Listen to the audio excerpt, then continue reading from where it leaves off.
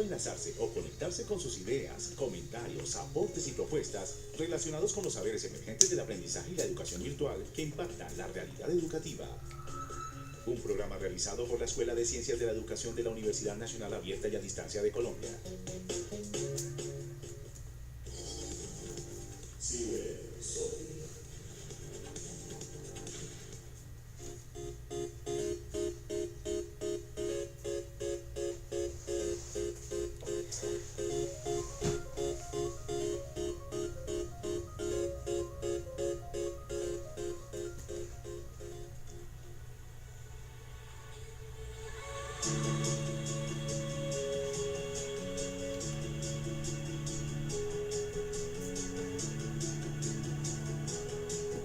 Bienvenidos, queridos radioescuchas, a nuestra 13ª emisión de su programa Cibersofía, con la dirección general de la doctora Clara Pedraza, decana de la Escuela de Ciencias de la Educación, la coordinación nacional de Edilberto Lazo y la conducción de Giovanni Salazar y Vivian Rey.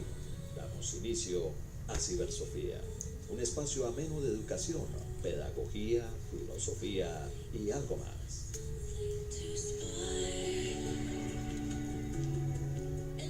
También saludamos a todos nuestros oyentes de la red de radios universitarias de Colombia y a Radio Universidad Autónoma de Hidalgo, 99.7 FM, quienes también nos escuchan en México y desde allí en toda Latinoamérica y el Caribe.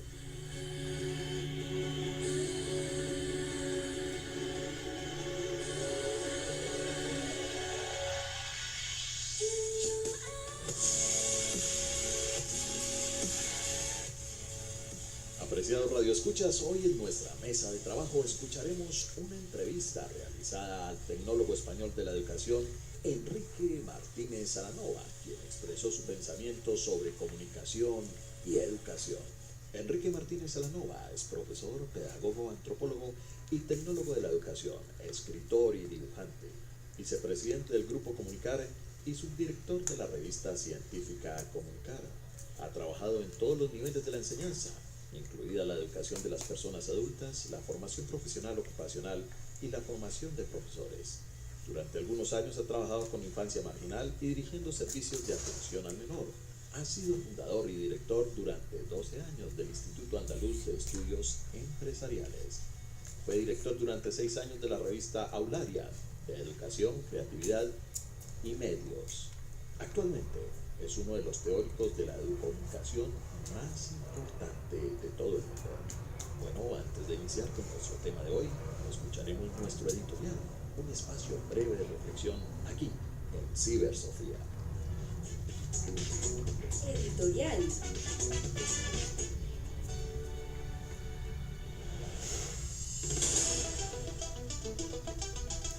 La educomunicación se funda en la convicción de que la persona humana es un ser en relación con la educación y con la comunicación de hoy. Por lo tanto, estamos ante la existencia de un nuevo sujeto con una nueva percepción del espacio, del tiempo y de la acción. La comunicación se entiende así como un componente del proceso educativo, una modalidad de diálogo, una forma de relación estratégica que se establece entre la educación y la misma comunicación. La educomunicación está presente en la nueva era de los procesos de enseñanza-aprendizaje y por eso pretende una adquisición del conocimiento a través de un proceso crítico-reflexivo. La educomunicación está presente en la nueva era de los procesos de enseñanza-aprendizaje. Se pretende una adquisición del conocimiento a través de un proceso crítico-reflexivo que favorezca la capacitación de la persona mediante el desarrollo de su creatividad, posibilitando la comprensión de la producción social de comunicación. De esta manera, el individuo es capaz de saber cómo funcionan las estructuras, cuáles son sus técnicas y los elementos expresivos que los medios manejan para poder entender los mensajes de forma crítica.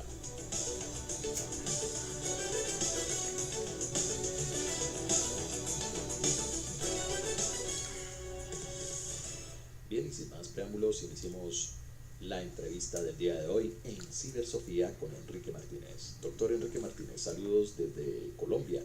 La pregunta es, ¿cómo ha evolucionado la educación en medios en el mundo? Son unos 30 y tantos años. Yo creo que, porque sí, es cierto que hace 50 Freinet y algunos pioneros en Europa hicieron referencias y además hacían el periódico escolar y todo aquello. Yo creo que sí son pioneros, pero realmente todos estos conceptos nacen de al mismo tiempo que nace el concepto de educomunicación. En el año 1975, creo, o 77, lo aceptó la UNESCO, pero antes se lo había encargado la investigación a Mario Capun. 5, creo, o 77, lo aceptó la UNESCO, pero antes se lo había encargado la investigación a Mario Capun, que a su vez venía viviendo de ideas de Paulo Freire, es decir, que a su vez tenían conexiones con otras gentes de otros lugares, de Canadá, de Estados Unidos. Pero en principio surgió el tema, si era fundamentalmente la comunicación, significa que tanto el educador comunica como el comunicador educa, y sobre todo que hay una interrelación entre emisor y receptor, y si no hay, no hay educación. Ese es el planteamiento central. Entonces, claro, aquí necesariamente tienen que entrar los medios, no hay otro remedio. Es decir, Mario Capun fue un hombre de radio que pasó inmediatamente a la televisión, cuando la televisión tuvo más auge, y hacían lo que eran políticas comunitarias, de educación comunitaria, a través de la radio, a través de la televisión, pero siendo los receptores a su vez emisores. Se crearon conceptos como emisor-receptor, algunos conceptos que ahora manejamos. Después, poco a poco, cuando se trasladó a Europa estos conceptos, cuando empezamos a hablar ya de con otras terminologías, sobre todo alfabetización mediática. A mí el concepto de alfabetización mediática no me gusta, a pesar de que lo acepto porque es algo que lo estamos ya asumiendo. No me gusta porque entiendo que alfabetización es el primer contacto con un lenguaje. Una vez que se supera eso, es más, yo hablaría más de educación, o de educación con los medios. Me da igual la preposición, porque resulta que es el a, ante, para, por, contra, por, según, el contra, incluso contra. Es decir, todas las preposiciones nos pueden de alguna manera dar una sensación de qué es lo que realmente queremos. Entonces la traducción al anglosajón también da una situación de alfabetización. Yo no estoy excesivamente de acuerdo, creo que hay que hablar más de educación con los medios, educación para los medios, educación general de los medios hacia la sociedad. Creo que hay muchas posibilidades de explicar este término, aunque hablemos de alfabetización mediática y lo acepte como tal, ¿no? Sí, han cambiado muchas cosas, ha cambiado la sociedad y han cambiado las tecnologías, cosa importante. Es decir, en principio, bueno, la sociedad ha cambiado en muchos aspectos a ser menos participativa, sobre todo la sociedad europea, que es menos participativa que hace unos años. Nos creemos que estamos en democracia, la democracia se construye todos los días, ese es un cambio profundo. Los medios, a su vez, los medios masivos, finalmente la televisión, ha influido notoriamente en que seamos cada vez más pasivos. Entonces, si además somos pasivos porque nuestra Europa antigua ya tiene todo hecho y pedimos que nos lo den todo hecho, es decir, si además los medios también abundan en esa actitud de atender al receptor como el ente pasivo, pues se ha acrecentado esa pasividad. Y luego las nuevas tecnologías han hecho que nos comuniquemos directamente, es decir, que dejemos de ser pasivos pero limitadamente. Es decir, no entramos en situaciones, salvo excepciones que nos están ocurriendo hoy a través de las redes sociales, de movimientos de masas tremendos que además a veces no sabemos cómo vienen, pero que realmente están incidiendo y que realmente rompen con la pasividad. Pero en general todavía el usuario de las redes sociales es un ser que se comunica con los demás, pero que no se comunica de una forma, diría, que es difícil establecer la relación educativa. Sería fundamentalmente, yo creo que eso lo más importante. Doctor Martínez, ¿cuáles han sido los avances en alfabetización mediática como ejes de acción social? Yo creo que uno hay que decidir la participación. Es decir, cada vez es más fácil que, gracias a los avances tecnológicos, cualquier comunidad, sea universitaria o marginal, dentro de lo que llamamos marginal en todos los aspectos, puede acceder al uso de los medios. O sea, hace 20 años nos era tan caro hacer un montaje en vídeo que normalmente no lo hacíamos de cualquier cosa, solo lo hacía quien podía. Hoy, con los ordenadores tal y como los tenemos, podemos filmar, montar un grupo musical, trasladarlo a la red y hacerlo. O sea, nos hemos convertido en autores, todos, y además en comunicadores todos, para bien y para mal, porque no todo eso es excesivamente positivo ni excesivamente negativo. Yo creo que es positivo en principio. Entonces, el hacernos todos autores ha supuesto un avance fundamental a la hora de hablar de los nuevos planteamientos educomunicativos de la comunicación en medios, porque todos lo podemos hacer. Además, ahora nuestra sorpresa es que vamos a comunidades marginales de España o de América del Sur o de América del del norte, y hay radios comunitarias muy poderosas, hay gente que está haciendo cine y televisión con los medios más escasos, pero que ellos son posibles, cosa que antes no era. Entonces eso creo que es un avance tremendo de participación social y además de reforma, por lo menos de reforma educativa dentro de las mismas comunidades en las que eso se está haciendo. A lo mejor a veces también, como eso tenemos la posibilidad de trasladarlo a través de las redes, también tiene su incidencia social en otros lugares, en otros sitios. ¿Cuál cree usted que ha sido el papel de los grandes actores sociales frente a la educomunicación? Escaso. Hay excepciones y excepciones muy notorias, por eso cuando hablamos de esto se molestan algunos. Yo que como son excepciones, voy a hablar de lo que no son excepciones, de lo general. Es decir, los estados generalmente no se preocupan de la alfabetización mediática, no les interesa tampoco mucho. El sistema educativo español concretamente retiró, o si había algo de alfabetización mediática, aunque le llamáramos en su momento de otra manera, en los currículum de formación de profesorado, se ha quitado y se ha transformado, se ha convertido en todo caso en conocer los medios desde su utilización técnica, pero se ha dejado lo que es el elemento educomunicativo, transmisor, etcétera, etcétera, etcétera. Entonces eso que lo ha hecho el sistema educativo, pero lo han hecho prácticamente en todos los esquemas. Las mismas sociedades de asociaciones de telespectadores les preocupa más, por ejemplo, cambiar un segmento dirigido a determinada población del lugar, porque resulta que no es apto, más que plantearse el sistema educativo. Es decir, o sea, realmente hay cosas, hay elementos. No cabe la menor duda que hay cadenas de televisión, si en Cataluña hay un ejemplo muy claro, que hay una preocupación. En otros lugares o no existe tanta. Yo pienso que las cadenas de televisión tienen tanta responsabilidad como yo en la educación del mundo.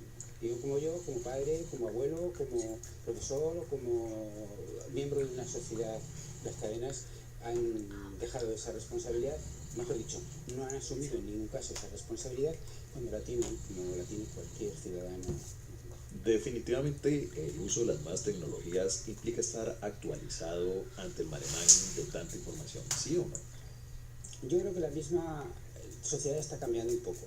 Desde hace unos años uno tenía, ¿qué programa usas? Pues el 7.0, anda, eso está atrasadísimo. Hoy eso ya creo que a la sociedad le importa menos. Es decir, ya hemos pasado esa efervescencia de tener lo último, porque entendemos que hay tanta cosa, que con muchas cosas nos podemos comunicar, y por lo tanto estamos dedicados a eso. Ya no nos preocupa tanto el buscar el sistema, sino ver que hay sistemas suficientes como para que nos podamos comunicar.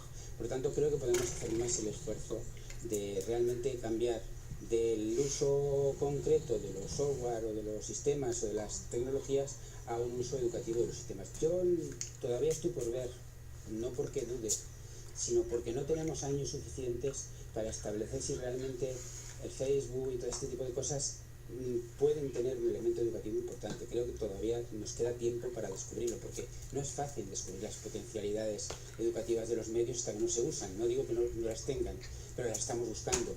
Hay lugares donde ya se hacen, por lo menos lo que es comunicarse, ya se hace. A lo mejor falta el otro elemento que todavía lo estamos buscando, y yo creo que lo encontraremos. Yo no dudo de que en algún momento, usándolo, vamos a descubrir las potencialidades didácticas, educativas de determinadas cosas que en este momento a lo mejor sirven exclusivamente para encontrarse, para comunicarse, para hacer relaciones personales rápidas, etc. Doctor Enrique Martínez, ¿usted está convencido de que las nuevas tecnologías aplicadas en la educación están generando un nuevo cambio social, aunque se sientan resistencias por parte de diferentes actores? ¿Por qué? Primero, no sabemos qué viene después, porque siempre hay un japonés que está 5 niveles más allá. Entonces, no sabemos lo que nos puede llegar, no lo que viene, porque lo que viene más o menos sabemos. Lo que nos puede llegar, porque hay cosas que a lo mejor nos llegan ya obsoletas, como decía alguien en estos días, y a lo mejor tenemos, pero bueno, lo que sí yo creo es algo de lo que te decía antes. Yo creo que todo esto nos está sirviendo para cambiar, para un cambio profundo a los que, por lo menos a los que estamos dedicados a esto. Hemos visto también en estos días unas personas que han intervenido que todavía están ancladas en los discursos que decían hace 20 años, gente que depende de magisterios o de cosas así, ¿no? Es decir, decían lo mismo, es decir, nosotros pensamos que la sociedad no solamente está en cambio, que necesita determinados elementos diferentes a los de hace 20 años, sino que además las nuevas tecnologías nos aportan un potencial inmenso que necesitamos seguir investigando en su amplio sentido de investigación y trabajándolo para encontrar esas posibilidades que pueden tener a la hora de transformar, de comunicar, de educar, de hecho educar es buscar el cambio social, porque en definitiva queremos un mundo un poco mejor que el que tenemos, y yo creo que eso tenemos en este momento todas las tecnologías como para lograrlo. Otra cosa es que tengamos la intención de hacerlo o no. Bien, ya para finalizar, no puedo dejar de preguntarle al doctor Enrique Martínez su opinión sobre el cine y la educación que tanto le interesa a nuestros oyentes. A mí como el cine toda la vida me ha aportado mucho. Yo aprendí mucho con el cine y sigo aprendiendo mucho con el cine, y además intento que mis alumnos, que mi gente, que mis hijos, los que están alrededor mío vivan el cine como lo vivo yo, es decir, como un elemento también de aprendizaje, ¿no? De aprendizaje y además de transmisor de elementos, de aprendizaje de lenguajes, pero también de aprendizaje de contenidos, aprendizaje de valores, aprendizaje de mil cosas. Yo creo que el mundo de las nuevas tecnologías lo que nos aporta es más comunicación. Yo, cuando empecé a ir al cine, veíamos una película y a lo mejor nunca más en la vida la volví a saber. Y hablábamos de ella de memoria. Todavía recuerdo películas que vi que no he podido encontrar después. Hoy, con el Facebook, simplemente con eso, tenemos un material impresionante, pero que es necesario acondicionarlo o usarlo para que se pueda encontrar y trabajar, porque no es cuestión solo de tenerlo, sino es cuestión de llevar. Entonces yo creo que el cine tiene que cambiar. También los puristas del cine, alguno aquí, pues también lo he dicho, el cine parece como que es el cine, que ya la última película buena se hizo en el año 60 y no sé cuántos. Bueno, no. La última película buena a lo mejor la tenemos que hacer con una cámara digital, o digo, más que con una cámara digital, con un móvil, y a lo mejor resulta que podemos hacer determinado cine que tampoco tiene que ser malo, va a seguir siendo cine. Es cierto que el otro es mejor que no desaparezca, pero también es cierto que hay unas posibilidades inmensas con las nuevas tecnologías, y sobre todo no es solamente el hacer cine bueno o malo, sino expresarnos con el cine. Bien, y de esta manera concluimos la entrevista de Enrique Martínez Aranova, uno de los teóricos de la educomunicación más importantes del mundo y que escuchamos aquí en Cibersofía. ¿Sabía usted que?